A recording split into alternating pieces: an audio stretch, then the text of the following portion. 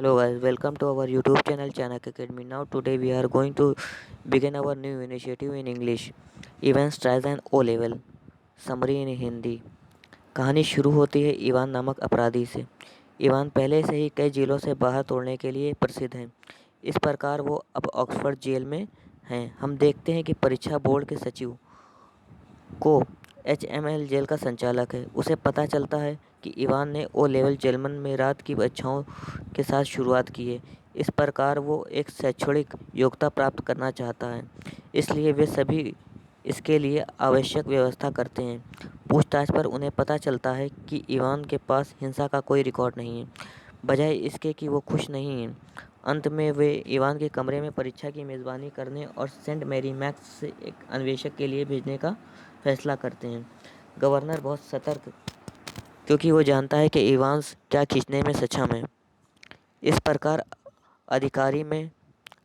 अधिकारी परीक्षा में इवांस एक्सेल करने में मदद करने की पूरी कोशिश करता है। वे उसके लिए एक जर्मन ट्यूटर किराए पर लेते हैं। वो इवांस को 6 महीने तक पढ़ाता है और इवांस इस दौरान उससे दोस्ती भी करता है। ट्यूटर उसे भाग्य की कामना करता है, लेकिन उसे लगता है कि वो परीक्षा पास करने का मौका नहीं छोड़ता। हालांकि इवांस उसे बताता है कि वो हर किसी को आश्चर्यचकित कर सकता है। इस दौरान इस दौरान परीक्षा का दिन आ गया और अब सब उसकी सेल का निरीक्षण किया जा रहा था। अफसर कुछ भी निकाल लेते हैं जिसका इस्तेमाल वो खुद को घायल करने के लिए कर सकता है। वे टोपी को दूर ले जाने की कोशिश करते हैं, लेकिन इवान का कहना है कि वो उनका भाग्यशाली आकर्षण है। इसके अलावा उन्होंने राज्यपाल की हर बात को सुनने के लिए इवान की सेल को भी रोक दिया। खोजकर्ता को खोजा और फिर वो परीक्षा देने के लिए अपने कक्ष में पहुंचा। एक अधिकारी ये सुनिश्चित करने के लिए सेल में झांकता रहा कि सब कुछ ठीक है।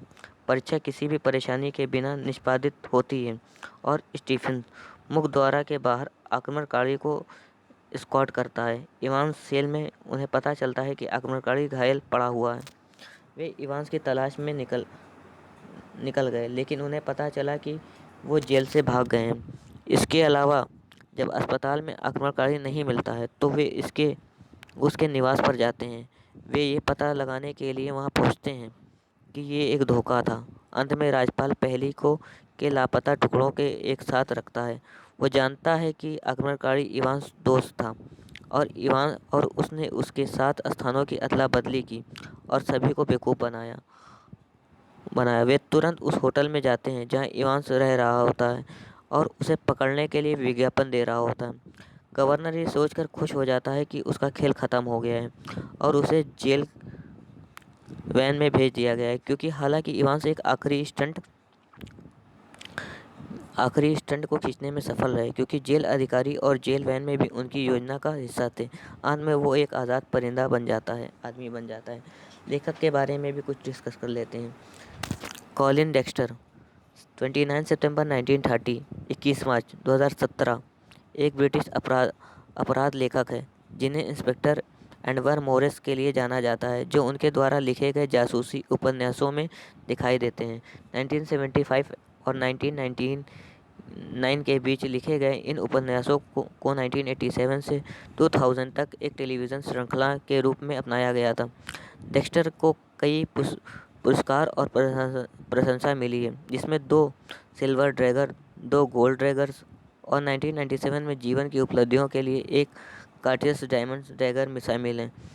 उनको कहानी T Evans treasures and O level के लिए 1996 को मैकबेटी अवार्ड से सम्मानित किया गया। वर्ष 2000 साहित्य के लिए उनकी सेवाओं के लिए उन्हें ऑर्डर ऑफ ब्रिटिश एम्पायर का अधिकारी नियुक्त किया गया।